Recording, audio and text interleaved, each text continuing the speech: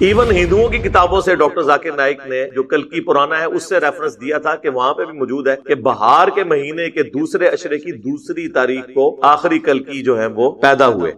As far as books are concerned اہل سنت اور اہل تشیع کی جو کتابیں ہیں نا وہ 12 ربیع الاول ہی بتاتی ہیں، لہٰذا اس تاریخ کے حوالے سے کوئی جھگڑا کرنے کی ضرورت نہیں ہے. کسی بھی صورت ربیع الاول میں جو 12 کی ڈیٹ آ رہی ہے وہ منڈے والے دن نہیں بنتی، جبکہ بخاری مسلم میں ثابت ہے کہ حضور کی ڈیتھ ہوئی ہے منڈے والے دن. تو منڈے کے دن 12 ربیع الاول آتی نہیں ہے، چاہے تینوں مہینوں کو کسی بھی اعتبار سے رکھ، پیدائش منڈے، ہجرت منڈے، وفات منڈے اور نزول قرآن منڈے. اور آپ جشن قرآن اور جشن میلاد سال کے بعد نہیں سر، ہر ویک منایا کرتے تھے منڈے کا روزہ رکھ. تو ہم معصومانہ سوال جب ان سے کرتے ہیں کہ بتائیں کہ جب مولا علی کوفہ شفٹ ہو گئے، دارالخلافہ انہوں نے کوفہ شفٹ کر دیا، اور مولا علی وہ ہیں کہ جو 3 خلفاء کے ساتھ نائب کی حیثیت سے رہے اور چوتھے نمبر پہ خود خلیفہ بنے، کوئی حدیث کو چھپی رہ گئی تھی تو ان تک تو پہنچ گئی. تو جو 5 سال کوفے میں مولا علی رہے، تو وہ جو 5 سال 12 ربیع الاول کا دن آتا تھا اس میں جو مولا علی جلسہ کرواتے تھے کوفے کی بڑی جامع مسجد کے اندر، اس میں مہمان خصوصی کون ہوتا تھا؟ یہ آگے سے کہیں گے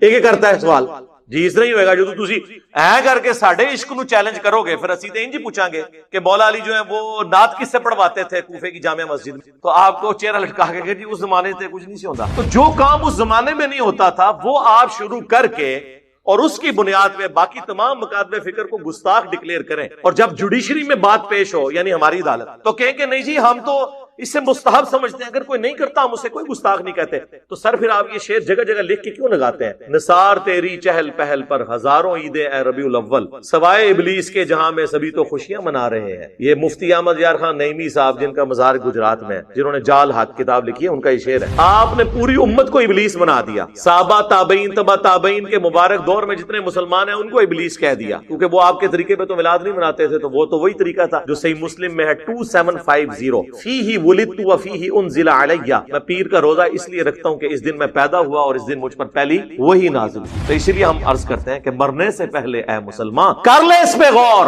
کتابوں کا خدا اور ہے، بابوں کا خدا اور، کتابوں کا نبی اور ہے، بابوں کا نبی اور، کتابوں کا دین اور ہے، بابوں کا دین اور. بابے بھی اسی دین، اسی رب کو، اسی پیغمبر کو مانتے ہیں، لیکن ان کوالٹیز کے ساتھ نہیں جو کتابوں میں رپورٹ ہوئی ہیں، وہ ان کوالٹیز کے ساتھ مانتے ہیں جو ان کے بابوں نے رپورٹ. تو میں نے ابن تیمیہ کی انجینئرنگ بہت پہلے کی تھی اس حوالے سے، میں آج اس کو ٹاپک کو سکپ کرتا ہوں، ہمیں کسی کے کوئی دھوسہ لگائے. اور بھائی جب ہم قرآن و سنت کی روشنی میں حضرت معاویہ رضی اللہ تعالیٰ عنہ، حضرت عمر بن عاص رضی اللہ تعالیٰ عنہ، حضرت مغیرہ ابن شعبہ رضی اللہ تعالیٰ عنہ سے اختلاف کر سکتے ہیں تو بابت شیعی کوئی نہیں، چاہے وہ بابا ابن تیمیہ ہوں، چاہے بابا اعلیٰ حضرت ہوں، چاہے بابا اشرف علی تھانوی ہوں. تو اس کی پھر میں ان کو پھکی دیتا ہوں کہ دیکھیں کہ 10 محرم کا دن ہے، ایک گھر میں مجلس ہو رہی ہے، لوگ چیخو پکار کر رہے ہیں، ماتم کر رہے ہیں، اہل بیت کے مصائب کو یاد کر کے رو رہے ہیں، اور دوسرے گھر کے اندر ٹی وی چلا ہوا ہے، بلکہ اس سے بھی بڑھ کر اعلیٰ حضرت کی کتاب رد الرافضہ رکھی ہوئی ہے جس میں شیعہ کو کافر ڈکلیئر کیا گیا ہے. ایک طرف اہل بیت کے غم میں لوگ رو رہے ہیں، یہ شیعہ کا گھر ہے، یہ بریلویوں کا گھر ہے. اب بتاؤ کہ عاشق اہل بیت کون ہے؟ تو کہیں گے نہیں، عشق اہل بیت کا یہ تقاضا نہیں ہے کہ اس طرح کی بدعت کی جائے. تو سر عشق رسول کا بھی یہ تقاضا نہیں کہ اس طرح کی بدعت کی جائے. پھکی کے بغیر، اینٹی وینم الزامی جواب کے بغیر بات سمجھ نہیں آتی. السلام علیکم ورحمۃ اللہ، لا حول ولا قوة الا باللہ، حسبنا اللہ ونعم الوکیل، یا حی یا قیوم برحمتک استغیث، لا الہ الا انت سبحانک انی کنت من الظالمین، اللہم صلی علی محمد وعلی آل محمد. سب سے جو زیادہ سوال عموماً کیا جاتا ہے وہ یہ ہے کہ نبی صلی اللہ علیہ وآلہ وسلم کی پیدائش کا مبارک دن کون سا؟ تو عیسوی اعتبار سے یعنی جو ہمارا اس وقت کامن ایرا چل رہا ہے، جو آج 17 اکتوبر 2021 ہے، اس سے کہتے ہیں کامن ایرا، CE یا AD بھی کہا جاتا ہے، اینو ڈومینی. ویسے عموماً لوگوں میں مشہور ہے کہ after death of Jesus Christ, اس کا مطلب ہے نہیں، وہ BC کا مطلب تو یہی ہے، بیفور کرائسٹ، یعنی حضرت عیسیٰ کی پیدائش سے پہلے. لیکن AD کا مطلب یہ نہیں ہے after death of Jesus Christ. حضرت عیسیٰ علیہ السلام کو تو زندہ اٹھایا گیا، ٹھیک ہے، کرسچنز کا عقیدہ، لیکن یہ اینو ڈومینی ایک لیٹن ورڈ ہے جس کا مطلب ہے ایئر آف دا لارڈ، ہمارے آقا کا سال، جس سال ہمارے آقا پیدا ہوا. تو یہ AD جو ٹرمنالوجی ہے اسے پروموٹ کرنا چاہیے، اس کا تعلق ایک پیغمبر کے ساتھ. لیکن آپ دیکھیں چونکہ اکثریت کرسچینٹی میں اب ایتھیسٹ اور سیکولر ہو چکے ہیں، انہوں نے اس کی جگہ اب نیا ورڈ شروع کر دیا، اگرچہ اسے اتنی پذیرائی نہیں ملی لیکن وہ یوز وہ یہی کرتے ہیں۔ اب آپ دیکھیں ان کی خبروں میں CE کامن ایرا، یعنی پیغمبر کا کانسیپٹ ہی ختم ہو جائے۔ AD تو کوئی دیکھے گا نہیں یار AD کا مطلب کیا ہے، تو آئے گا جس سال حضرت عیسیٰ پیدا ہوئے، اینو ڈومینی۔ اسی لیے ہم اسی کو پروموٹ کرتے ہیں کہ ہمیں AD کی ٹرم کو یوز کرنا چاہیے۔ تو AD کے اعتبار سے 571 AD اور تاریخ 22 اپریل اللہ کے محبوب صلی اللہ علیہ وآلہ وسلم کی پیدائش کا دن ہے، یعنی حضرت عیسیٰ علیہ السلام کی پیدائش کے 570 سال پورے ہونے کے بعد 571 عیسوی میں آپ صلی اللہ علیہ وآلہ وسلم کی پیدائش ہوئی اور ڈیتھ آپ کی ہوئی 632 عیسوی کے اندر۔ اب نبی علیہ السلام کی جب بعثت ہوئی اس وقت اس طریقے سے عرب کے لوگوں میں سن کوئی نہیں چلتے تھے، بلکہ وہ مختلف سالوں میں ہونے والے واقعات کے ریفرنس سے چیزوں کو یاد رکھا کرتے کہ فلاں جو واقعہ ہوا تھا اس کے اتنے سال کے بعد یہ شخص پیدا ہوا۔ جس طرح ہمارے اپنے ذہن میں تو ایک بڑا مشہور واقعہ ہے جو 1992 کا سیلاب آیا تھا، بہت بڑا۔ تو کئی لوگ ہیں نا، ان کے جو گھر والے ہیں نا، تو وہ کہتے ہیں جی یہ سیلاب والے سال پیدا ہوا سی، اور جس سال سیلاب آیا سی نا اس تو اگلے سال پیدا ہوا سی۔ تو 1992 ہمارے یہاں پہ بھی ایک بینچ مارک کے طور پہ مانا جاتا ہے، عرب میں چلتے ہی ہے۔ اس اعتبار سے ابراہ کے لشکر کو جو اللہ تعالیٰ نے ہلاک کیا، جس کا ذکر سورۃ الفیل کے اندر موجود ہے، جامعہ ترمذی میں حدیث ہے کہ اللہ کے محبوب صلی اللہ علیہ وآلہ وسلم عام الفیل والے سال پیدا ہوئے، یعنی اس سال یہ بہت بڑا ایک واقعہ ہوا تھا کہ کعبے پر چڑھائی کرنے کے اگینسٹ اللہ تعالیٰ نے اسے ہلاک کیا ابراہ کو۔ دلائل النبوہ امام بیہقی کی کتاب ہے، آلموسٹ 3500 اس میں احادیث ہے، اس میں نبی علیہ السلام کی پوری بایوگرافی اس اعتبار سے موجود ہے۔ اس کے شروع میں آپ کو ملے گا، بلکہ 4 نمبر کے اوپر یہ حدیث ہے۔ حضرت انس بن مالک کے شاگرد ہیں محمد بن اسحاق المتوفى 150 ہجری، وہ کہتے ہیں کہ اللہ کے محبوب صلی اللہ علیہ وآلہ وسلم عام الفیل والے سال پیر کے دن 12 ربیع الاول کو صبح کے وقت پیدا ہوئے، یعنی یہ اہل سنت کی کتابیں یہ بتاتی ہیں، حدیث کی کتابیں۔ اہل تشیع کے ہاں بھی جس طرح ہمارے ہاں صحیح بخاری ایک موسٹ اتھینٹک بک ہے احادیث کی، ان کی ہے اصول الکافی، اس میں جو 110 نمبر چیپٹر ہے وہ نبی علیہ السلام کی پیدائش سے متعلق ہے۔ اس میں بھی لکھا ہوا ہے کہ نبی صلی اللہ علیہ وآلہ وسلم عام الفیل والے سال 12 ربیع الاول کو منڈے کے دن پیدا ہوئے، لیکن پریکٹیکلی اہل تشیع میلاد جو ہے وہ 17 ربیع الاول کو مناتے ہیں، لیکن ان کی بکس 12 ربیع الاول بتا رہی ہے۔ یہاں پہ بھی اہل سنت کے ہاں بریلوی مکتب کے جو لوگ ہیں وہ 12 ربیع الاول کو منا رہے ہوتے ہیں۔ اہل حدیث نے چونکہ منانا نہیں ہوتا تو وہ اس گیم میں ڈالے ہوئے ہیں انہیں کہ یار یہ 12 نہیں 9 ہے، اور دوسری طرف ان کے لیے اپنی بہت بڑی مصیبت ہے کہ احمد بریلوی صاحب نے فتاوی رضویہ میں 8 ربیع الاول پیدائش کا دن لکھ دیا ہے، لیکن انہوں نے کہا چونکہ اب 12 ایک ترویج پکڑ گیا لہٰذا 12 ہی چلتا رہے، ہے 8 ہے۔ اور اس سے بڑھ کر ان کے جو پیرانے پیر ہیں شیخ عبد القادر جیلانی، ٹھیک ہے، جن کے اوپر پورے کا پورا تصوف کا سلسلہ انہوں نے کھڑا کیا ہوا ہے، المتوفى 561 ہجری، وہ انہوں نے غنیت الطالبین میں نبی علیہ السلام کے جو پیدائش کا دن اور تاریخ بتائی ہے وہ 10 محرم بتائی ہے، یعنی جو مسلمانوں کے بچے کو پتا ہے وہ چیز شیخ عبد القادر جیلانی کو نہیں پتا تھی، کیونکہ انہیں علم غیب نہیں تھا، پوری امت کو علم غیب ہے۔ یہ کہتے ہیں نا بزرگ جو ہیں دلوں کا حال جان لیتے ہیں، جن بزرگوں کا یہ حال ہے کہ انہیں اپنے پیغمبر کی پیدائش کا مہینہ نہیں پتا، ٹھیک ہے تاریخ میں اختلاف ہے لیکن مہینے کے اوپر تو امت کا اجماع ہے کہ ربیع الاول کا مہینہ ہے، وہ انہوں نے 10 محرم لکھ دی۔ چلو تاریخ میں غلطی کھا سکتے تھے، اس میں کیوں غلطی کھا دی؟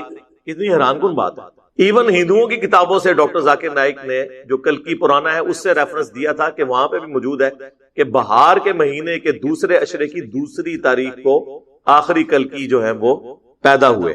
تو as far as books are concerned, اہل سنت اور اہل تشیع کی جو کتابیں ہیں نا وہ 12 ربیع الاول ہی بتاتی ہیں، لہٰذا اس تاریخ کے حوالے سے کوئی جھگڑا کرنے کی ضرورت نہیں ہے۔ اب بعض لوگ کہتے ہیں جی محمد بن اسحاق تابعی ہیں، انہوں نے سند پوری بیان نہیں کی ہے، تو ہمارے پاس نبی علیہ السلام کے مبارک زمانے کے سب سے قریب اگر کوئی ریفرنس ملتا ہے نا تو وہ یہی ملتا ہے۔ اب ابن تیمیہ تو آئے ہیں 700 سال بعد، ان کی بات مانیں یا ایک صحابی کے شاگرد کی بات مانیں جب ہمارے پاس کوئی اور دوسری روت نہ ہو۔ اچھا اب آ جائیں اللہ کے محبوب صلی اللہ علیہ وآلہ وسلم کی وفات کا دن، وہاں پہ بھی دن پہ تو اتفاق ہے کہ منڈے ہے، کیونکہ بخاری مسلم دونوں میں موجود ہے کہ اللہ کے محبوب صلی اللہ علیہ وآلہ وسلم جب آخری دفعہ مسجد نبوی میں آئے اور سیدنا ابوبکر صدیق رضی اللہ تعالیٰ عنہ امامت فرما رہے تھے صحابہ کی، تو حجرے کا جب پردہ ہٹایا تو صحابہ کہتے ہیں کہ قریب تھا کہ ہم حضور کے دیدار شوق میں اپنی نماز توڑ دیتے، لیکن آپ نے مبارک ہاتھوں سے اشارہ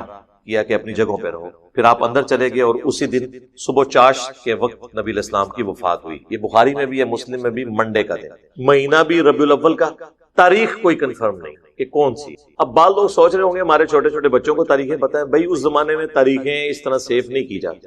اگر آپ کو یقین نہ آئے تو آپ کے گھر کوئی بڑا بوڑھا موجود ہے نا، اس سے ذرا اس کی تاریخ پیدائش پوچھ تو اندازے سے اس زمانے میں شناختی کارڈ پہ بھی اکثر لوگوں کی اندازے سے لکھی ہے، کئی لوگوں کو تو پتہ ہی نہیں. اگر آج سے 100 سال پہلے یہ حال تھا تو 1400 سال پہلے کیا صورتحال ہو. باقی ہم جو لکھتے ہیں یہ اندازے ہی ہوتے ہیں نا. ان زمانوں میں اس طرح عرب کے اندر کلچر نہیں تھا. البتہ دنوں کا اعتبار ہوتا تھا کہ منڈے کے دن، جس طرح آپ کو دلائل النبوہ میں ملے گا کہ اللہ کے محبوب صلی اللہ علیہ وآلہ وسلم منڈے کو پیدا ہوئے، منڈے والے دن آپ نے ہجرت فرمائی، منڈے والے دن آپ کی ڈیتھ ہوئی. تو منڈے کے دن کی بڑی اہمیت ہے اس اعتبار سے. لیکن تاریخیں اس طرح رپورٹ نہیں ہوئی.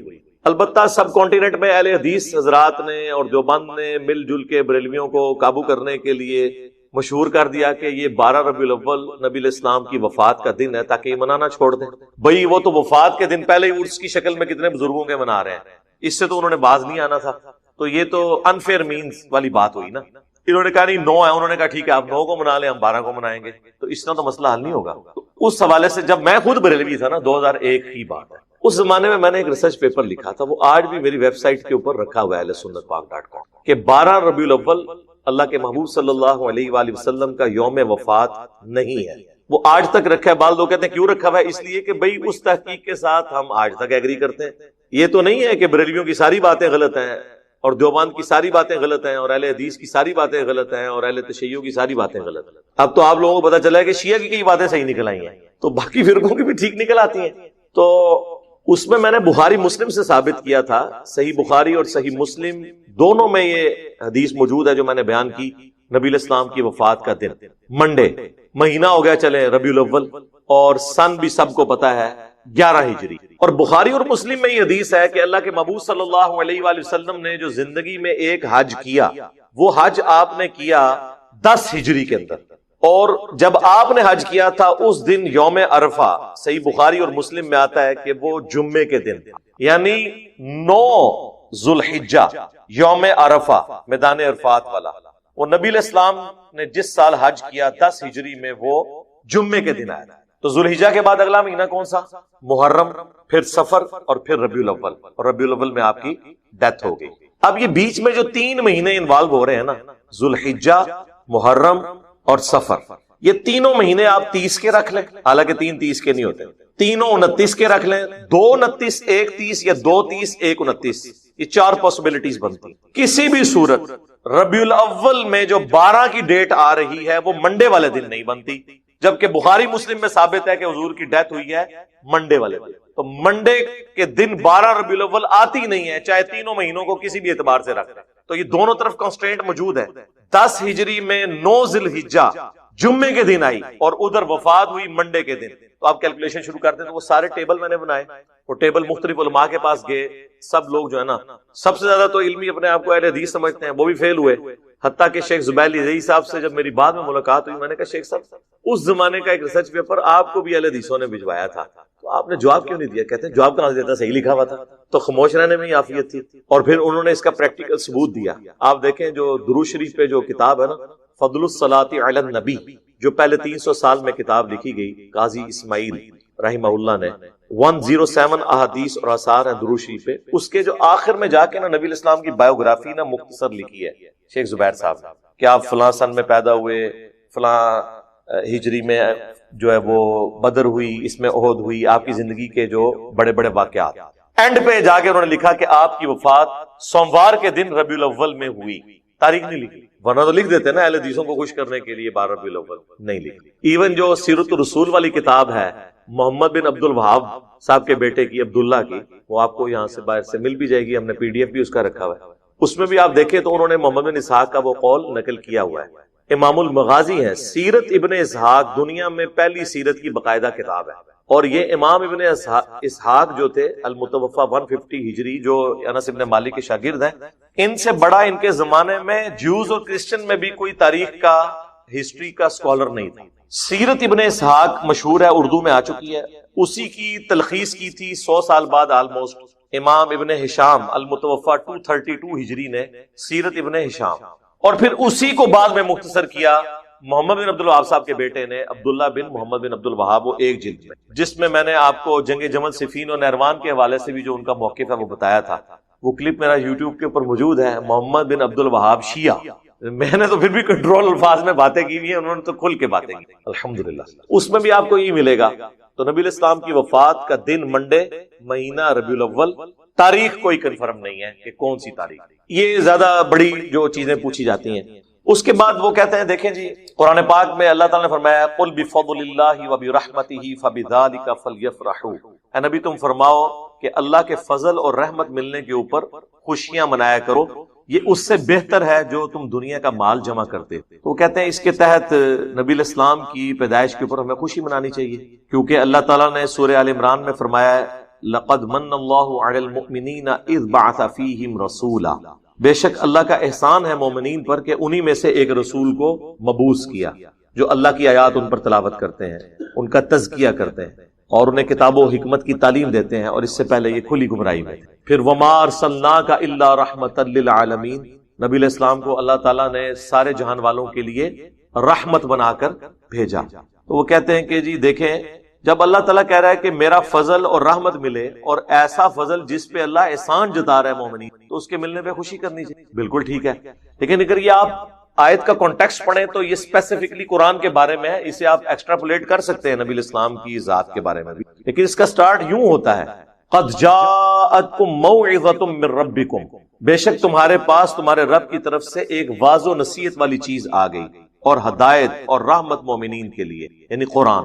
اور پھر آتا ہے قل بفضل اللہ وبرحمتہ، یعنی قرآن کے ملنے پر خوشیاں مناؤ۔ تو جشن قرآن تو کوئی نہیں ہوتا آج تک، آپ نے سنا ہے جشن قرآن سال کے بعد منایا جاتا ہو؟ ہاں، جشن قرآن کی بجائے یہ کہا جاتا ہے قرآن حدیث ڈائریکٹ نہیں پڑھنا، گمراہ ہو جاؤ گے، یہ جشن ہو رہا ہوتا ہے۔ تو جشن قرآن بھی منائے، جشن میلاد بھی منائے، لیکن اس طریقے پر جو اللہ کے محبوب صلی اللہ علیہ وآلہ وسلم نے تعلیم فرمایا، جو صحیح مسلم میں حدیث ہے 2750، جو مشکات میں بھی موجود ہے نفلی روزوں والے چیپٹر کے اندر۔ اللہ کے محبوب صلی اللہ علیہ وآلہ وسلم ہر منڈے کا روزہ رکھا کرتے تھے، پیر کے دن۔ تو صحابہ کرام علیہم رضوان نے پوچھا کہ اے اللہ کے نبی علیہ السلام آپ یہ روزہ کیوں رکھتے ہیں؟ تو آپ نے فرمایا فیہ ولدت وفیہ انزل علی، اس دن میں پیدا ہوا اور اس دن مجھ پر پہلی دفعہ وحی نازل ہوئی، یعنی وحی کا نزول بھی منڈے کو ہوا، یعنی منڈے کا دن اللہ کے محبوب صلی اللہ علیہ وآلہ وسلم کی مبارک زندگی میں بڑا اہم ہے۔ پیدائش منڈے، ہجرت منڈے، وفات منڈے، اور نزول قرآن منڈے، اور آپ جشن قرآن اور جشن میلاد سال کے بعد نہیں سر، ہر ویک منایا کرتے تھے منڈے کا روزہ رکھ۔ ایک اور حدیث بھی ہے صحیح مسلم کی کہ نبی علیہ السلام ہر منڈے اور جمعرات کو روزہ رکھتے تھے، اور فرمایا کہ ان 2 دنوں میں اللہ کے حضور نامہ اعمال پیش ہوتے ہیں، میری خواہش ہے کہ میرا نامہ اعمال جب اللہ کے حضور پیش ہو تو میں روزے کی حالت سے، وہ الگ سے حدیث ہے، اور یہ منڈے کے حوالے سے الگ سے۔ تو جشن میلاد منانے کا طریقہ بتا دیا۔ بعض لوگ کہتے ہیں جی ہم اس پر قیاس کرتے ہوئے 12 ربیع الاول کا روزہ رکھ لیں، جس طرح ہمارے یہ دعوت اسلامی والے جن کی پہلے سبز پگڑی تھی اور اب سفید ہو گئی ہے، تو یہ لوگ 12 ربیع الاول کو روزہ رکھتے ہیں باقاعدہ طور پر اور قیاس کرتے ہیں۔ اب یہ قیاس بڑی دور کا ہے، ہم فتویٰ کو نہیں لگاتے، لیکن کم از کم باقیوں سے یہ بہتر ہے۔ باقی جو ایکٹیویٹیز پرفارم کر رہے ہیں نا، یہ آپ کو جو ڈھول ڈمکے نظر آتے ہیں، عجیب و غریب قسم کی حرکات کرتے ہوئے لوگ، وہ دعوت اسلامی کے لوگ نہیں ہوتے۔ ایٹ لیسٹ ان کے اندر اتنا ہے کہ انہوں نے ایک خاص لمٹ کو کراس نہیں کرنا۔ تو وہ ایون آپ دیکھیں اتنی گرمیوں میں بھی ربیع الاول آیا ہوتا ہے، کئی بیچارے بے ہوش بھی ہو جاتے ہیں، روزہ رکھا ہوتا ہے انہوں نے، جلوس میں بھی وہ جا رہے ہوتے ہیں۔ باقی یہ ماڈل بنانا، ماڈلز کے آگے کھڑے ہو کے دعائیں کرنا، پھر ان ماڈلز کو دیکھنے کے لیے مرد و عورت کا اختلاط ہونا، اس کو تو خود بریلوی مکتب کے لوگ بڑے علماء ناپسند کرتے ہیں۔ الیاس قادری صاحب تو بہت زیادہ مخالفت ہے، لیکن چونکہ اب یہ کلچر ہے، بن چکا ہے، اب اس کے اوپر آپ کوئی قدغن لگانا بڑا مشکل کام ہے۔ تو وہ 12 ربیع الاول کا روزہ رکھتے ہیں، ان کو بھی میں کہتا ہوں بجائے 12 ربیع الاول کا روزہ رکھنے کے آپ منڈے کا روزہ رکھیں۔ آج 10 ربیع الاول ہے، کل 11 ربیع الاول منڈے کے دن آ رہی ہے، تو آپ منڈے کا روزہ رکھیں۔ چلیں اگر ہر مہینے نہیں رکھ سکتے، ہر ویک نہیں رکھ سکتے، سال میں ایک دفعہ رکھ لیں، تو اس سنت پہ عمل کر لیں۔ اکثر لوگ کہتے ہیں جی اب ہم کیا کریں، پھر کس طریقے سے میلاد منائیں؟ تو ایسے میلاد منائیں تو یہ سنت طریقہ ہو گیا. اب رہ گیا مروجہ جو طریقہ ہے، جلوس، جھنڈیاں، لائٹنگ، اور وہ عربیوں والے لباس پہنے ہوتے ہیں، لکڑی کی تلواریں اٹھائی ہوتی ہیں. آپ پنڈی میں تو چلے جائیں تو وہاں تو آپ کو ایسا ایسا رنگ نظر آئے گا. اب یہ ساری کی ساری چیزیں ان کو بھی پتا ہے کہ اللہ کے محبوب صلی اللہ علیہ وآلہ وسلم اور خلفائے راشدین کے زمانے میں نہیں تھی، لیکن وہ پھر اس کے اوپر لیم ایکسکیوز یہ دیتے ہیں کہ دیکھیں نبی الاسلام کے مبارک زمانے میں قالین بھی نہیں بچھائے جاتے تھے مساجد میں، ایئر کنڈیشن نہیں ہوتے تھے، لائٹنگ نہیں ہوتی تھی، مسجد کے محراب، مسجد کے مینار نہیں ہوتے تھے. تو یہ چیزیں بھی تو آپ نے ایکسیپٹ کی ہوئی ہیں. ان میں سے کوئی بھی چیز ہم نے دین کے طور پہ ایکسیپٹ نہیں کی ہے، دین کو سپورٹ کرنے کے اعتبار سے کی ہے. اصل دین اپنی جگہ ہے. یہ نہیں ہوا کہ لائٹنگ سے اور قالین بچھانے سے اور ایک ایئر کنڈیشن لگانے سے نماز کا طریقہ بدل گیا ہو کہ قیام کی جگہ رکوع کرنا شروع کر دیں اور رکوع کی جگہ سجدہ اور سر جو ہے وہ ہاتھ میں باندھنا شروع کر دیں. وہ اصل دین اپنی جگہ پہ. آپ بھی منڈے کے دن کا روزہ رکھیں، اس روزے کو آپ کھجور سے افطار کرنا چاہتے ہیں کریں، اس کے بعد آپ نے بریانی کھانی ہے، اگرچہ بریانی کا ثبوت نبی الاسلام کے زمانے میں نہیں ہے تو آپ کھائیں، اے سی والے کمرے میں بیٹھ کے کھائیں، ہم آپ کو کچھ نہیں کہیں گے، کیونکہ اصل اپنی جگہ موجود ہوگی. دین کی اصل اپنی جگہ پہ ہونی چاہیے، اس کو سپورٹیو چیزیں ہو سکتی ہیں. جس طرح امام بخاری، امام مسلم نے دین کی اصل کو اپنی جگہ رکھا ہے. یہ کتابیں صحابہ نے تو نہیں لکھی، لیکن انہوں نے احادیث کو جمع کیا تو دین اصل میں اپنی جگہ پہ تھا. ہماری یہ ویڈیو بن رہی ہے، یہ دین اصلی جگہ پہ موجود ہے. یہ ایک طریقہ ہے. لوگ ہوائی جہاز پہ حج کرنے کے لیے جاتے ہیں، ایک طریقہ ہے. الیکٹرانک کاؤنٹر کے اوپر تسبیحات کو شمار کرنا، یہ ایک طریقہ ہے. لیکن تسبیحات وہی ہیں جو نبی الاسلام نے تعلیم فرمائی، اور اس کی اصل ہے وہ حدیث صحیح مسلم کہ جس نے اسلام میں اچھی سنت کو جاری کیا، جتنے لوگ اس پر عمل کریں گے اس کا ثواب اسے ملے گا، اور عمل کرنے والوں کے اپنے ثواب میں بھی کمی نہیں ہوگی. اور جس نے اسلام میں بری سنت کو جاری کیا، جتنے لوگ اس پہ چلیں گے اس کا وبال سب کا جمع کر کے اس شخص پہ ہوگا، اور ان کا اپنا وبال بھی کم نہیں ہوگا. یہ بدعت حسنہ اور سنت حسنہ کا فرق آپ سمجھ لیں. یہ سنت حسنہ ہے، بدعت حسنہ نہیں ہے. پھر سے کوئی پوچھے نا کہ بری بدعت کون سی ہے، پھر کہتے ہیں جو بھی ہم بدعت ذکر کریں کہتے ہیں یہ اچھی بدعت ہے. ہم کہتے ہیں بری بدعت، تو اللہ کے فضل سے آج تک کوئی بری بدعت کی مثال دے نہیں سکا. وہ مثالیں وہ چیزوں کی دیں گے جو آلریڈی اسلام میں حرام ہے. وہ کہتے ہیں جی بری بدعت یہ ہے کہ عورتیں بے پردہ ہو کے میلاد کے جلوس میں آ جائیں. تو یہ بدعت تو نہیں میرے بھائی، عورتوں کا بے پردہ ہونا ویسے ہی منع ہے. جو آلریڈی شریعت میں کام منع ہے ان کو کوئی پرفارم کرتا ہے اس کو آپ بدعت تو نہیں کہیں گے، وہ تو حرام کام ہے. تو ان کو مثال کوئی نہیں ملتی. بھائی بخاری مسلم میں واضح حدیث ہے، من احدث فی امرنا ھذا فہو رد، جس نے ہمارے دین جو ہم نے تعلیم کیا ہے اس میں کوئی خود سے داخل کر دی وہ مردود ہے. پھر اکثر آپ کو کہیں گے منع کدھر ہے؟ جی منع ہے، صحیح مسلم میں 2005 نمبر حدیث ہے. اللہ کے محبوب صلی اللہ علیہ وآلہ وسلم جب بھی تقریر کرتے آپ کی آنکھیں سرخ ہو جاتی، آواز بلند ہو جاتی، غصے میں اضافہ ہو جاتا، جیسے کوئی جرنیل اپنی فوج کو تیار کر رہا ہو. جس سٹائل میں میں گفتگو کہتے ہیں غامدی صاحب کی طرح بولا کریں، تو وہ غامدی صاحب کی سنت ہے. میں تو اس شخص کی سنت پہ چلتا ہوں جس کی قبر مدینے میں. مسلم شریف ہے سر، مولانا شریف نہیں. آنکھیں سرخ ہو جاتی، آواز بلند ہو جاتی، غصے میں اضافہ ہو جاتا، گویا کہ ایک جرنیل اپنی فوج کو تیار کر رہا ہو. تو مڑ کرنے سے دنیا میں چینج نہیں آئی ہے. مڑ تے 1200 سال تو لوگ کر رہے سر. ایک انجینئر کیا آیا ہے، ساری تبدیلی آئی ہے. اس کی وجہ یہ ہے کہ یہ سنت سٹائل ہے اس طریقے سے گفتگو کرنا. ٹھیک ہو گیا؟ تو اس میں نبی علیہ السلام فرماتے اما بعد فإن خیر الحدیث کتاب اللہ وخیر الہدی ہدی محمد صلی اللہ علیہ وآلہ وسلم وشر الامور محدثاتها وکل محدثۃ بدعہ وکل بدعۃ ضلالہ وکل ضلالۃ فی النار. آگاہ ہو جاؤ سب سے بہترین کلام اللہ کی کتاب ہے، سب سے ہدایت یافتہ راستہ محمد صلی اللہ علیہ وآلہ وسلم کا ہے.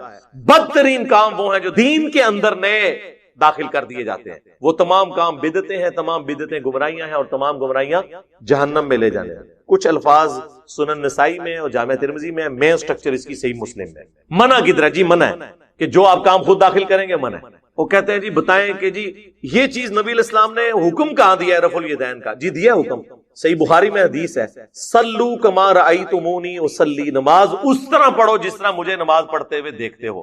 اور اس حدیث کے راوی ہیں مالک بن حویرث، اور وہ خود حدیث میں بخاری اور مسلم میں رفع الیدین کے ساتھ طریقہ سکھا رہے ہیں. اب مجھے بتائیں جب جنرل بات ہو رہی ہے، صحیح مسلم میں حدیث ہے اللہ تعالیٰ نے مجھے جوامع کلمات کے ساتھ مبعوث کیا. اب آپ نے ایک ایک چیز تو نہیں کہنی کہ میں حکم دیتا ہوں یہ کرو، پھر میں حکم دیتا ہوں یہ کرو.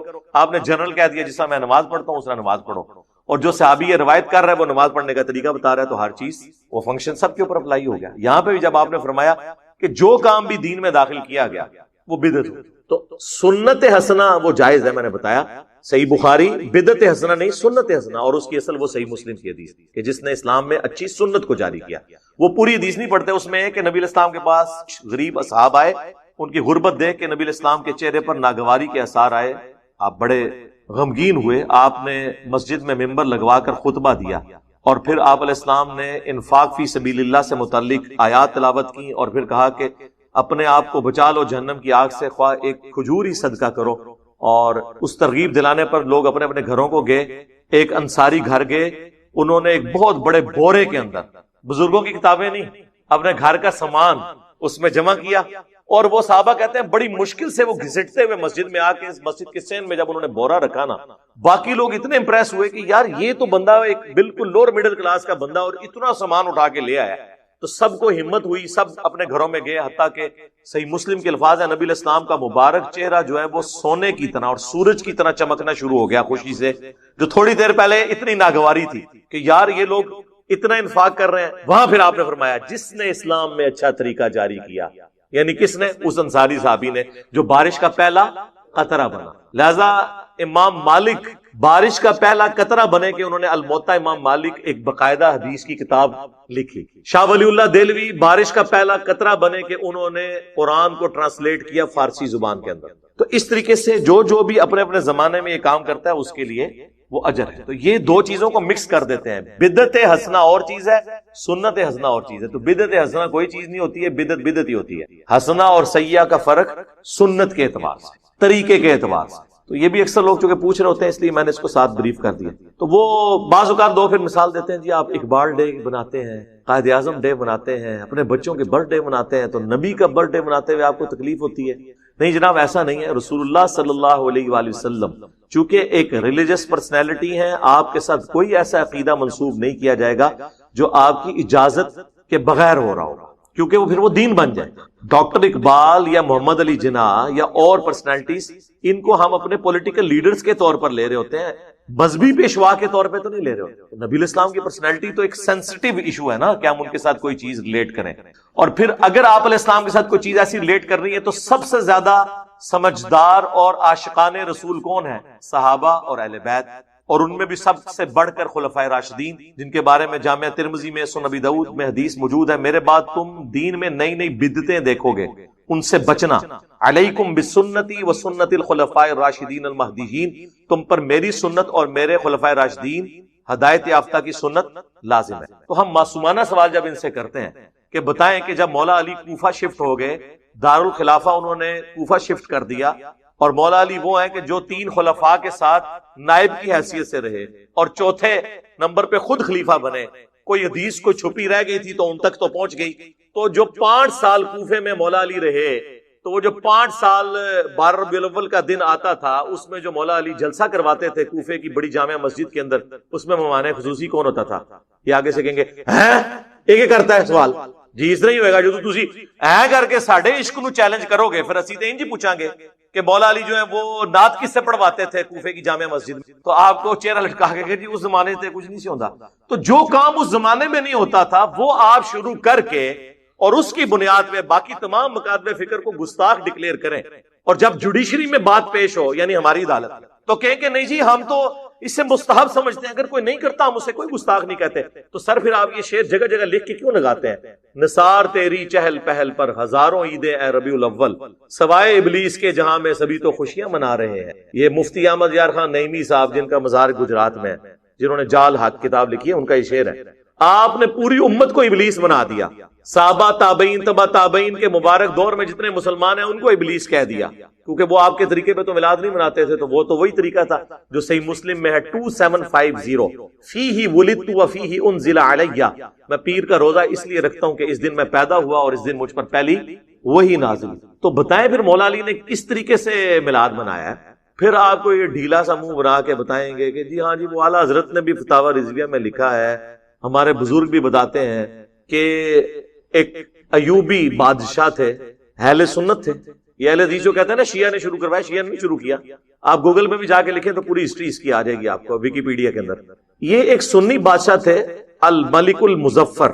ایوبی سلطنت جو چلی تھی نا، اب تو ارطغرل ڈرامے میں آپ کو پتا چل گیا ہوگا ایوبی اور عثمانی وہ والی فرق وہ بھی اس میں بتا رہے ہیں۔ ایوبی سلطنت کے یہ ایک تھے بادشاہ 630 ہجری میں فوت ہوئے ہیں اور عیسوی اعتبار سے 1033 عیسوی، آج چل رہا ہے یہ 2021، تو آلموسٹ آپ سمجھ لیں 1000 سال پہلے کی بات ہے۔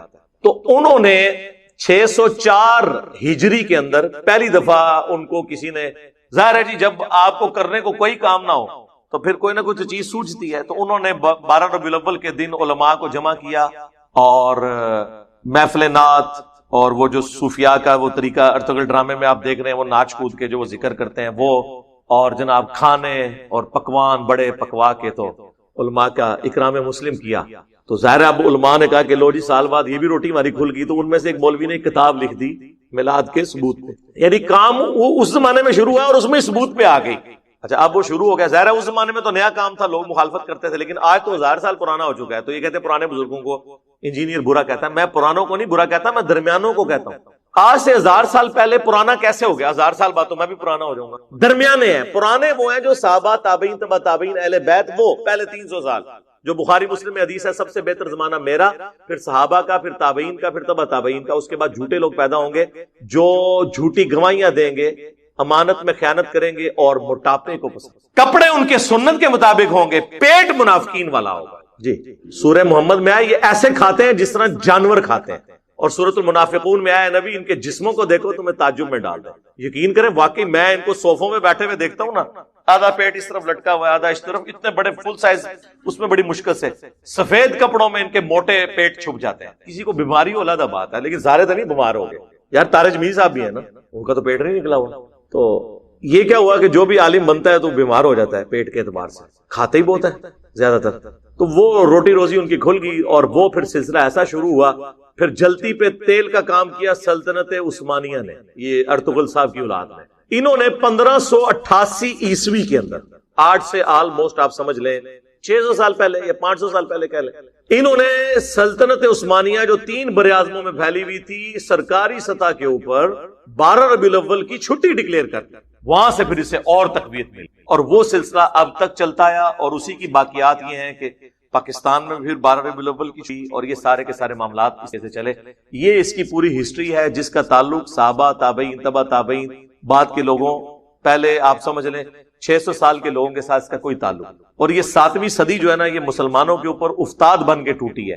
گنبد خضرا بھی 7ویں صدی ہجری میں رکھا گیا، اور یہ خود اعلیٰ حضرت بھی لکھ رہے ہیں۔ بلکہ آپ کو وفا ایک کتاب ہے علامہ سمودی المتوفا 911 ہجری کی، جو تاریخ مدینہ پہ دنیا میں اتھینٹک ترین بک مانی جاتی ہے، اردو ترجمہ اس کا ہو چکا ہے۔ پوری اسلامک ہسٹری ہے مدینے کی، صرف مدینہ شریف کی، 400-500 صفحوں پہ وہ کتاب ہے۔ اس میں گنبد خضرا کی ہسٹری لکھی ہے کہ 678 ہجری میں نبی الاسلام کی وفات کے 650 سال کے بعد یہ لکڑی کا گنبد لا کے قبر رسول کے اوپر رکھا گیا ایک فاطمی بادشاہ نے، اور جب رکھا گیا جس وزیر نے مشورہ دیا تھا لوگوں نے اس کے لیے بددعائیں کی، حتیٰ کہ اسے معزول کر دیا گیا، اور لوگوں نے کہا کہ اسے سزا ملی ہے اس کام کی جو اس نے یہ الٹا مشورہ دیا تھا۔ آج سعودی حکومت کی جرأت نہیں کہ اس گنبد کو ہٹا سکے۔ شیخ البانی آخری وقت تک سعودی حکومت کے خلاف رہے اس مسئلے میں، شیخ البانی کو انہوں نے سعودیہ سے نکال دیا۔ انہوں نے کہا یار یہ تم نے کیا جواز پرووائڈ کیا ہوا؟ لوگ کہتے ہیں جی آپ گنبد ہٹا دیں گے تو قبر مبارک ننگی ہو جائے گی، نعوذ باللہ۔ قبر مبارک تو حجرے سیدہ عائشہ میں ہے سلام اللہ علیہا، وہ ننگی نہیں ہوگی نا، وہ پہلے ننگی تھی، گنبد ہٹانے سے کوئی فرق نہیں پڑنا۔ لیکن پوری دنیا میں جواز اس کو بنایا ہوا ہے، اس چیز کو جو 650 سال کے بعد ہوئی۔ صحابہ کرام سونے کا گنبد رکھ دیتے، لیکن صحیح مسلم کی حدیث، میں تمہیں منع کرتا ہوں قبروں پہ عمارتیں مت بناؤ، قبروں کو پکا مت کرو، اور قبروں پہ مت بیٹھو، نہ مجاور بن کے بیٹھنا نہ فزیکلی بیٹھنا۔ ورنہ صحابہ کے دور میں قبۃ الصخرہ، ڈوم آف دا راک، یروشلم میں اس چٹان پہ جس چٹان سے نبی الاسلام معراج کے لیے تشریف لے گئے، عبد الملک بن مروان کے دور میں، یہ آلموسٹ آپ سمجھ لیں 78 ہجری کے اراؤنڈ اباؤٹ یہ گنبد بنایا انہوں نے، اتنا بڑا گنبد۔ گنبد خضرا تو اس کے مقابلے میں بہت چھوٹا ہے۔ گنبد بنانے کی ٹیکنالوجی تو قبل از مسیح ہے۔ یہ آیا صوفیہ جو استنبول میں اب انہوں نے کھولا ہے، یہ نبی الاسلام کی پیدائش سے پہلے کا بنا ہوا ہے، تو ذرا اس کا گنبد دیکھیں۔ گنبد خضرا جیسے درجنوں گنبد ہوں، اس سے بڑا اس کا ایک ڈوم ہے۔ اور جب دنیا کی سپر پاور حضرت عمر کے زمانے میں مسلمان بن چکے تھے تو ایک گنبد حضور کی قبر مبارک پہ کیوں نہیں رکھ دیا؟ ان کو پتا تھا یہ منع ہے۔ یہ ہے کتابوں کا دین، تو اسی لیے ہم عرض کرتے ہیں کہ مرنے سے پہلے اے مسلمان کر لے اس پہ غور.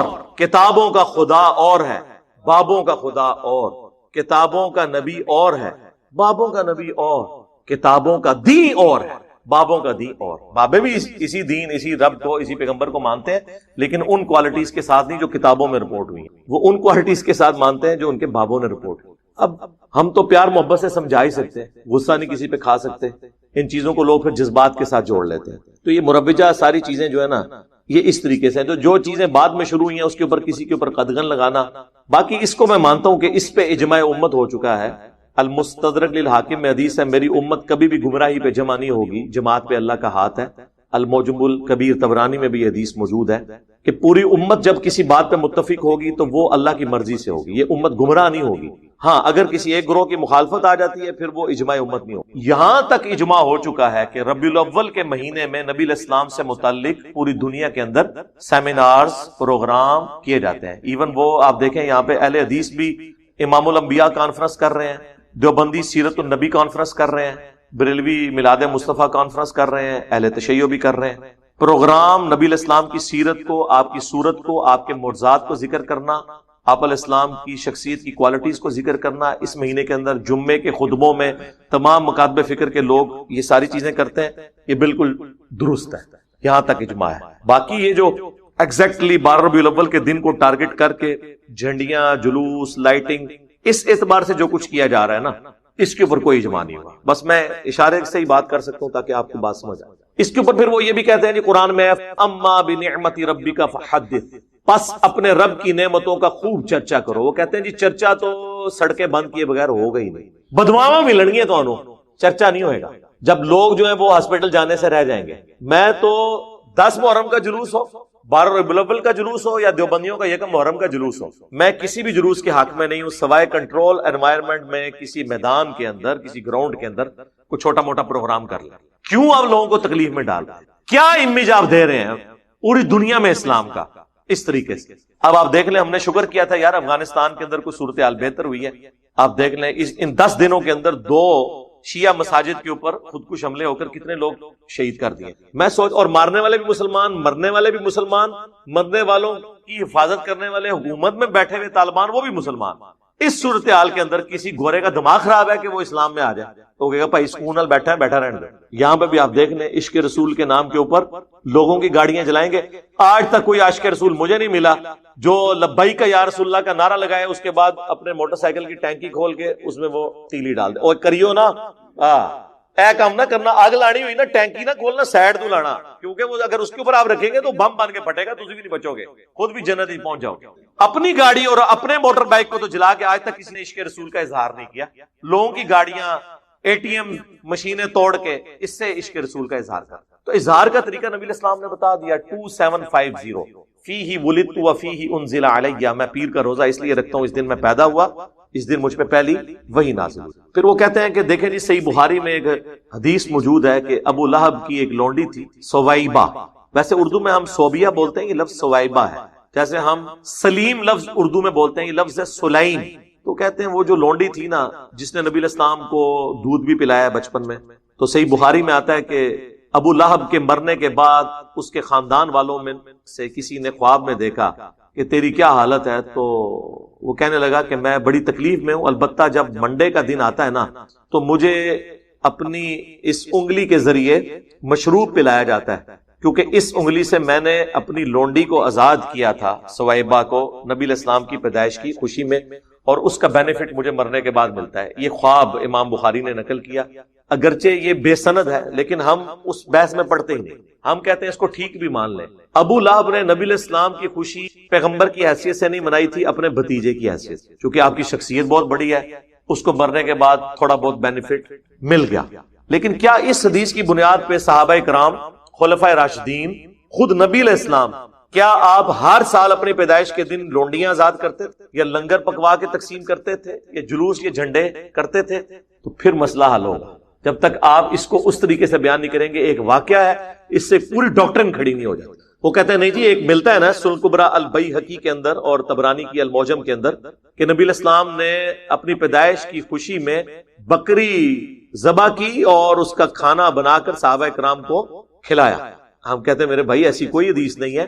اس حدیث میں تو یہ ہے کہ نبی علیہ السلام نے اپنا عقیقہ خود کیا تھا, وہ عقیقہ تھا, ورنہ اگر آپ علیہ السلام نے کیا ہوتا تو یوں رپورٹ ہوتا کہ ہر سال آپ اپنی پیدائش کے موقع کے اوپر یوں لنگر پکا کر تقسیم کیا کرتے تھے. تو ایسی تو کوئی بات نہیں ملتی. آؤٹ آف کانٹیکسٹ چیزوں کو کوٹ مت کریں.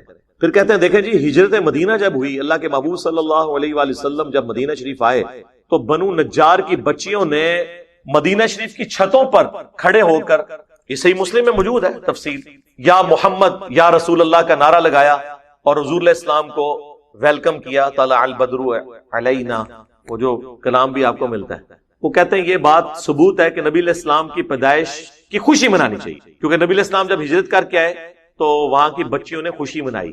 یار وہ تو ایک ایونٹ تھا, اس کو سیلیبریٹ کیا. یہ تو نہیں ہے کہ ہر سال جب ہجرت کا دن آتا تھا یا میلاد کا دن آتا تھا تو وہ بچیاں یوں چھتوں پہ چڑھ کے تو یہ پڑھتی تھی. وہ ایک ایونٹ تھا. وہ تو آج نبی علیہ السلام تشریف لے آئے تو ہمارا تو شاید اس سے بھی بڑھ کر والہانہ ایٹیچیوڈ ہو نبی علیہ السلام کو ویلکم کرنے میں. تو یہ آپ معاملات کو دیکھیں. نبی علیہ السلام کی مبارک زندگی کے جو واقعات ہیں ان کو آپ آج کے دور میں اس طریقے سے اکثر چیزوں کو پریزنٹ نہیں کر سکتے. اس پہ میں ایک جملہ بولا کرتا ہوں, اور یہ صدیوں کا آپ سمجھ لیں ایک اختلاف ہے جسے میں نے ایک جملے میں جمع کر دیا, کہ رسول اللہ صلی اللہ علیہ وآلہ وسلم کی مبارک زندگی میں صحابہ کرام کی جو عقیدت تھی اللہ کے محبوب کے ساتھ صلی اللہ علیہ وآلہ وسلم, وہ عقیدت آج اگر آپ نے کسی میں دیکھنی ہے تو وہ بریلوی مکتب کے لوگ ہیں.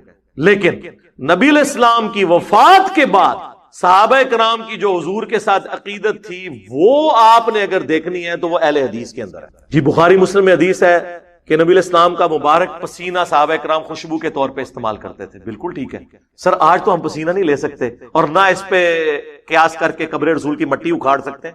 کیا صحابہ نے اکھاڑی؟ جی بخاری میں آتا ہے نبی علیہ السلام نے وضو کیا, وضو کا جو پانی ہے صلح حدیبیہ کے موقع پر صحابہ کرام نے لے کے اپنے جسموں پہ ملا, اور جس کو نہیں ملتا تھا وہ دوسرے سے لے کے جسم پہ ملتا تھا. تو یار وضو کا پانی تو آج اویلیبل نہیں ہے. اگر آپ کہیں کہ اب ہم آپ کے بزرگوں کے پسینوں والے ٹیشو پیپر منہ میں ڈالنا شروع کر دیں, جس طرح وہ 2014 کے دھرنوں میں ڈاکٹر تعلق قادری صاحب اپنا پسینہ پوچھ پوچھ کے مریدین میں بانٹ رہے تھے, اور الیاس قادری صاحب ٹی وی میں آپ دیکھ لیں کہ وہ ساری اور افطاری میں وہ جو بوٹیاں کھاتے تھے اس کی ہڈیاں مریدین میں تقسیم کرتے تھے. اب یہ تو ہم نہیں کر سکتے میرے بھائی. آپ نے ان کو پیغمبر بنا لیا ہے کہ حضرت ابو بکر, عمر, عثمان و علی رضی اللہ عنہم اجمعین وعلیہم السلام اجمعین اپنی عزت اس طرح کرواتے تھے, انہوں نے تو سوچا بھی نہیں تھا. صحیح بخاری میں آتا ہے نبی علیہ السلام نے حجۃ الوداع کے موقع پر اپنے بال منڈوا کر صحابہ کرام میں تبرکن تقسیم کیے. صحیح بخاری کے اندر ہی موجود ہے. انس بن مالک کہتے ہیں حضور کا ایک بال میرے پاس ہونا دنیا اور جو کچھ دنیا کے اندر ہے اس سے بڑھ کر مجھے محبوب ہے. صحیح بخاری میں حدیث ہے ام سلمہ ہماری والدہ, بلکہ اپروپریٹ ورڈ ہے ہماری ماں ام المومنین, ان کے پاس حضور کے چند بال تھے جو ایک ڈبیا میں انہوں نے رکھے ہوئے تھے, اور اس محلے میں جب کوئی بیمار ہو جاتا وہ پانی برتن میں بھیجتا, وہ اس میں ڈبو کے ہلا کے دیتی تو اس مریض کو شفا ہو جاتی تھی. صحیح مسلم میں حدیث ہے نبی علیہ السلام کا کسروانی تیالسی کالا جبہ اسما بنت ابی بکر کے پاس تھا, اور وہ کہتی ہیں حضور پہنا کرتے تھے اور ہم اس کا دھون مریضوں کو شفا کے لیے دیتے. یہ حضور کے تبرکات تھے, اس میں تو کوئی شک نہیں ہے. صحابہ کرام, ابو داؤد ترمذی میں حدیث ہے نبی علیہ السلام ایک صحابی کو ملنے گئے تو آپ کو پیاس لگی تو حضور نے کہا میں نے پانی پینا, انہوں نے کہا کہ وہ مشکیزہ ہے, تو حضور علیہ السلام نے اس مشکیزے سے منہ لگا کر کھڑے ہو کر پانی پیا. وہ کہتے ہیں جیسے ہی حضور ہٹے میں نے مشکیزے کا منہ کاٹ کے اپنے پاس رکھ لیا تبرک کے طور پہ کہ اس سے میرے نبی کا منہ لگا ہوا ہے. سر صحابہ کرام نے وہ عقیدت کی ہے جو آپ کو یہ زبانی کلامی ہے جو دعوے کرتے نعرے مارتے لوگ نظر آتے ہیں, لیکن کب کی ہے جب حضور علیہ السلام ان کے سامنے موجود تھے. لیکن جیسے ہی فوت ہوئے ہیں تو آپ کی میت کے اوپر محفل میلاد نہیں ہوئی, آپ کی میت کے اوپر وما ارسلناک الا رحمۃ للعالمین نہیں پڑھا گیا, بلکہ کیا پڑھا گیا؟ سیدنا ابوبکر کا خطبہ 4 جگہ کم از کم بخاری میں ہے, اس سے بھی زیادہ جگہ لیکن ڈیٹیل 4 جگہ. کیا پڑھا؟ اپنی طرف سے اما بعد, یعنی صلاۃ والسلام کے بعد انہوں نے کہا من کان یعبد محمدا فان محمدا قد مات, تم میں سے جو کوئی بھی محمد کی عبادت کرتا تھا جان لے کہ محمد پاکستان میں فوت ہو چکے اور حضرت ابوبکر صدیق کے زمانے میں مر چکے, کیونکہ مات کا ترجمہ فوت تو نہیں ہم کر سکتے, فوت تو خود عربی کا لفظ ہے. ومن کان یعبد اللہ فان اللہ حی لا یموت, اور جو کوئی اللہ کی عبادت کرتا ہے یا کرے گا جان لے اللہ کو کبھی موت نہیں آئے گی. صحابہ میں کون رسول اللہ کی عبادت کرتا تھا؟ مجھے بھی لوگ کہتے ہیں نا انجینئر فرضی جملے بول کے ساڑھے بزرگوں نے اتاردا ہے, تو حضرت بکر صدیق نے فرضی جملہ نہیں بولا, یہ کوئی آیت پڑھی تھی انہوں نے, کوئی حدیث پڑھی تھی, 295 سی لگا دینی تھی آپ لوگوں نے, اور پھر اپنی بات کی دلیل میں انہوں نے آیت پیش کی وما محمد الا رسول قد خلت من قبلہ الرسل افئن مات او قتل، محمد تو نہیں مگر ایک رسول، اگر یہ مر جائیں یا قتل کر دیے جائیں، یعنی پاکستان میں یہ وصال فرما جائیں یا شہید کر دیے جائیں، تو کیا تم دین سے الٹے قدم پھر جاؤ گے؟ اور پھر آپ نے تلاوت کیا انک میت وانہم میتون، اے نبی تمہیں بھی مرنا ہے، تمہارے مخالفین کو بھی مرنا ہے۔ تو میں کہتا ہوں رسول اللہ کی کامیابی ہے کہ آپ کی میت کے اوپر لوگ آپ کی تعریف کرنے کی بجائے توحید بیان کر رہے ہیں۔ یہ ہے امام الموحدین صلی اللہ علیہ وآلہ وسلم کی تربیت کا نتیجہ۔ ہر درخت اپنے پھل سے پہچانا جاتا ہے، تو صحابہ کرام کی تربیت یہ ہوئی تھی۔ اس کے بعد کوئی عرس نہیں منایا، کوئی میلاد نہیں منایا۔ تو آپ اس چیز کو فرق کو سمجھیں، نبی علیہ السلام دنیا میں موجود ہوں، ہم ہر مسئلہ حضور کے پاس لے کے جائیں۔ بخاری مسلم میں آتا ہے بارش نہیں ہو رہی، صحابہ کرام حضور سے دعا کرواتے ہیں۔ صحیح بخاری میں آتا ہے کہ صحابی کی پنڈلی ٹوٹ گئی، نبی علیہ السلام نے مبارک ہاتھ پھیرا، وہ صحیح ہو گئی۔ بخاری مسلم میں آتا ہے کہ نبی علیہ السلام صلح حدیبیہ کے موقع پر جب پانی نہیں تھا، آپ کو پیالہ جمع کر کے دیا گیا، آپ نے مبارک انگلیاں اس میں داخل کی، 1500 صحابہ نے وضو کیا، اپنے جانوروں کو پلا لیا، تب بھی بچ گیا۔ اور جابر بن عبداللہ کہتے ہیں ہم 1,00,000 بھی ہوتے نا، پانی اس سے بھی زیادہ تھا۔ حضور کا معجزہ ظاہر ہوا۔ تو آج اگر حضور موجود ہو ہم، اور یہ میرا اپنا عقیدہ نہیں ہے، یہ حضرت عمر کا عقیدہ ہے، 1010 نمبر حدیث صحیح بخاری میں، انا کننا نتوسل الیک بنبینا صلی اللہ علیہ وآلہ وسلم، اے اللہ پہلے ہم تیرے نبی کو تیری بارگاہ میں پیش کیا کرتے تھے توسل کے طور پر، اب ہم تیرے نبی کے چچا کو لے کے آئے ہیں، تو ان کی دعا کی برکت سے بارش نازل فرما، تو بارش نازل ہو جاتی۔ قبر رسول پہ تو نہیں گئے، حالانکہ صحیح مسلم میں موجود ہے کہ ایک دفعہ سفر کے دوران جب اسی طریقے سے کھانے پینے کا مسئلہ بنا تو سیدنا عمر نے حضور سے کہا یا رسول اللہ آپ کو ہم تھوڑا سا جمع کر دیتے ہیں، آپ اس پہ برکت کی دعا فرمائیں۔ تو بڑی مشکل سے آدھا پیالہ جمع ہوا، حضور نے اس پہ برکت اپنی مبارک ہاتھ ڈالا تو سب لوگوں کو کفایت کر گیا۔ تو حضرت عمر یہ بھول گئے تھے، قبر رسول پہ جاتے کہتے یا رسول اللہ اپنا ہاتھ باہر نکالیں۔ آپ نے 500 سال بعد تو شیخ احمد رفاعی کے لیے نکالنا ہی ہے، شیخ زکریا کاندلوی نے فضائل حج میں نقل کیا اور فضائل سنت میں الیاس قادری صاحب نے، تو میرے تو گھوڑوں کے قدموں کی خاک کو وہ لوگ نہیں پہنچ سکتے، تو یا رسول اللہ آپ اپنا ہاتھ مبارک باہر نکالیں۔ نہ اس زمانے سے عقیدے یہ گلاں نہیں سن ہوندیاں، پرانیاں گلاں، پرانے عقیدے، پرانے بابے تے شاہی کوئی نہیں حضرت عمر کے مقابلے میں، میرے مقابلے میں تو حضرت عمر کے لیے تو کوئی نہیں نکلی۔ تو مثالیں تو ہم نے وہاں سے ہی دینی بھائی، حضرت عمر کے لیے اگر ہاتھ نہیں نکلا تو بابے تے شاہی کوئی نہیں، جھوٹے واقعہ۔ تو نبی علیہ السلام کی مبارک زندگی میں آپ کے ساتھ جو معاملات تھے وہ وفات کے بعد اس طریقے سے نہیں ہو سکتے، ورنہ تو میں نے کئی دفعہ کہا ہے کہ آپ لوگ جھڑے بنو، اکد مولوی دی لت پنو، روزہ شریف پہ ہم اسے لے جاتے ہیں، ٹھیک کروائیں۔ اور یار جب ثقیفہ بنی ساعدہ کا ایشو ہوا، بخاری مسلم میں آتا ہے نبی علیہ السلام کی وفات کے بعد 6 مہینے تک مولا علی نے سیدنا ابوبکر کی بیعت نہیں کی۔ اس دوران کسی کو یہ وہم بھی نہیں آیا کہ جا کے قبر رسول سے جا کے پوچھ لیتے ہیں کہ آپ کا خلیفہ کون ہے آپ کے بعد۔ اس زمانے میں عقیدے نہیں ہوتے تھے۔ اما عائشہ 47 ایئرز تک رہی ہیں حجرہ عائشہ میں، کبھی انہوں نے دعویٰ نہیں کیا کہ میری حضور سے ملاقات ہوئی ہے، میں نے آپ کو فزیکلی دیکھ لیا۔ حتیٰ کہ جب جمل کے لیے نکلی ہیں اس وقت نہیں حضور نے کوئی آواز دی کہ عائشہ نہ جاؤ، وہ تو ہو پہ جا کے کتے جب بھونکے ہیں تو پھر آپ کو یہ ریئلائز ہوا کہ یہ تو غلط ہو گیا کام، ورنہ تو حضور نے تو نہیں روکا۔ اس زمانے میں یہ عقیدے ہوتے ہی نہیں تھے میرے بھائی، یہ چیزیں ایگزسٹ ہی نہیں کرتی تھیں، یہ سب کہانیاں انہوں نے بنائی ہوئی ہیں، اب نہیں بنیں گی اللہ کے فضل سے، کیونکہ اب تو میڈیا کا دور ہے۔ وہ کہتے ہیں جی سیدہ آمنہ سلام اللہ علیہا نے خواب دیکھا تھا، بالکل جی موجود ہے، مسند احمد میں حدیث ہے، مشکات میں بھی ہے، دلائل النبوہ کے اندر بھی موجود ہے کہ نبی علیہ السلام نے فرمایا میں اس وقت بھی اللہ کے ہاں خاتم النبیین لکھا ہوا تھا جب آدم علیہ السلام ابھی مٹی اور پانی، روح اور جسم کے درمیان تھے، اللہ کے علم میں میں اس وقت بھی اللہ کا پیغمبر تھا۔ بالکل ایسا ہی ہے، میں دعائے ابراہیم ہوں، میں عیسیٰ کی بشارت ہوں، میں اپنی ماں کا وہ خواب ہوں جو انہوں نے پیدائش کے وقت دیکھا کہ ان کے لیے ایک نور ظاہر ہوا جس سے شام کے محلات بھی ان کے لیے روشن ہو گئے۔ یعنی آپ کو بتایا گیا کہ آپ سے جو بچہ پیدا ہوگا اس کی جو حکومت ہے بالآخر رومن امپائر کو بھی سپر سیڈ کر جائے گی، یہ دکھایا گیا۔ تو وہ کہتے ہیں پیدائش کے وقت یہ جو روشنی ظاہر ہوئی نا، اس سے میلاد کی لائٹنگ ثابت ہوتی ہے۔ سر یہ آج تک ثابت نہیں ہوئی تھی، آپ نے ثابت کی ہے، اس سے کیسے ثابت ہوگی میرے بھائی؟ تو نبی علیہ السلام پھر دیے جلاتے ہوں گے اپنی پیدائش کی خوشی میں، کوئی دکھائیں۔ پھر رہ کے ان کے پاس وہ رہ جاتا ہے، شاہ عبدالحق محدث دہلوی جی مدارج النبوہ میں انہوں نے لکھا ہے کہ حضرت جبرائیل علیہ السلام کو اللہ تعالیٰ نے 3 جھنڈے دے کر بھیجا ہے، ایک جھنڈا جو ہے وہ خانہ کعبہ کے اوپر، ایک رسول اللہ کے گھر کے اوپر، ایک بیت المقدس کے اوپر۔ اور کہانیاں نے پائی، کوئی سند نہیں، سب جھوٹ ہے۔ بلکہ میں کہتا ہوں سب کانٹیننٹ میں سب سے زیادہ جس بندے نے یعنی اس قسم کے عقائد امت میں پھیلائے ہیں نا، ان میں سے ایک جو ہے عبدالحق محدث دہلوی ہے، المتوفی 1052 ہجری۔ اس کی کوئی اصل نہیں ہے، کہانیاں جو مرضی لکھتے رہے۔ وہ کہتے ہیں جی حضرت معاویہ رضی اللہ تعالیٰ عنہ نے بھی ایک دفعہ میلاد بنایا، ایک دفعہ۔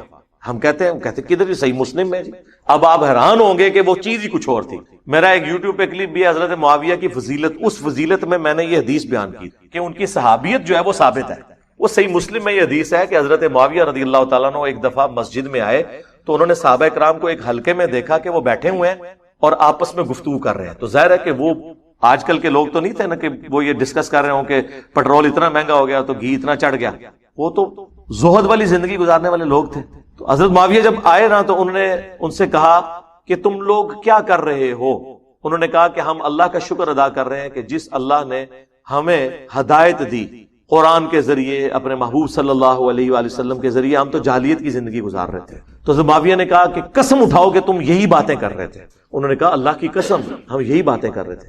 تو حضرت معاویہ نے کہا کہ میں نے بدگمانی کی وجہ سے تم سے قسم نہیں اٹھوائی، ایک دفعہ ہم بھی مسجد میں بیٹھے ہوئے تھے، نبی علیہ السلام یوں ہی تشریف لائے اور ہم سے پوچھا تم کیا کر رہے ہو، تو ہم نے یہی جواب دیا جو تم نے دیا، تو حضور نے پھر ہم سے بھی قسم اٹھوائی۔ تو حضرت معاویہ نے کہا کہ اگرچہ میں سب سے کم حدیثیں بیان کرتا ہوں، ظاہر ہے بالکل اینڈ پہ جو مسلمان ہوئے تھے، لیکن یہ حدیث مجھے یاد ہے۔ تو جب حضور نے قسم اٹھائی تو پھر آپ نے فرمایا کہ ابھی ابھی مجھے جبرائیل علیہ السلام نے خبر دی ہے کہ اللہ تمہاری وجہ سے فرشتوں کے سامنے فخر فرما رہا ہے، کہ فرشتوں نے کہا تھا نا کہ یہ قتل و غارت کرے گا، تو اللہ تعالیٰ فرشتوں سے کہہ رہا ہے کہ یہ دیکھو یہ بھی تو جانثار لوگ ہیں جنہوں نے میرے نبی کی دعوت پہ لبیک کہا ہے۔ اس سے وہ کہتے ہیں میلاد ثابت ہو گیا۔ دیکھیں وہ مسجد میں بیٹھ کے یہ بات کر رہے تھے کہ اللہ نے ہمیں ہدایت دی، اور یہ وہ لوگ بات کر رہے ہیں جو ایاک نعبد و ایاک نستعین کا ٹیسٹ ہی پاس نہیں کرتے، بابوں کو پکارتے ہیں۔ تو